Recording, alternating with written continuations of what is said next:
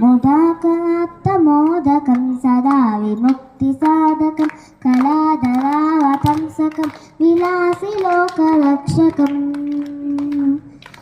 अनायकैकनायकं विनाशिते भदैत्यकं नतासुभासुनाशकं नमामि तं विनायकम्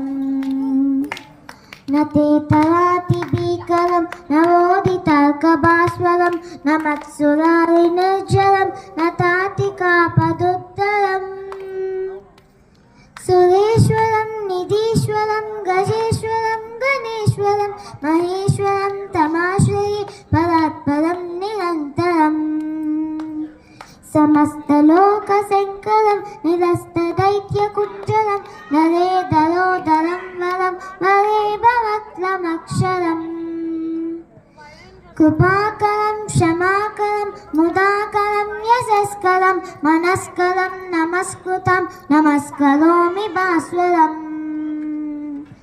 अकिञ्चनातिमार्जनं चिरन्तनोक्तिभाजनं पुरारिपूर्वनन्दनं सुरारिगर्वचर्वणम् प्रपञ्चनाशभीषणं धनञ्जयादिभूषणं कपोलदानवारणं भजे पुराणवारणम् नितान्तकान्तदन्तकान्ति मन्तकान्तकात्मजम् अचिन्त्यरूपमन्तहीनमन्तराय कृन्तनम् हृदन्तरे निरन्तरं वसन्तमेव योगिनं तमेकदन्तमेव तं विचिन्तयामि सन्ततम् महागणेश पञ्चरत्नमादरेण योऽन्यहं प्रजल्पति प्रभातके हृदि स्मरं गणेश्वरम् अरोगतामदोषतां सुसाहितीं सुपुत्रतां समाहितायुरष्टभूतिमभ्युपैति सोचिरात् जय गणेश जय गणेश पाहि मां जय गणेश रक्ष मां जय गणेश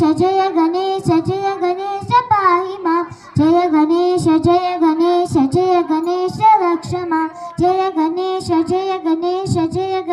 पाहि मां जय गणेश रक्ष मां जय गणेश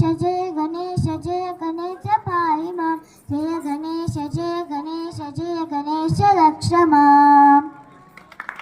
Thank you.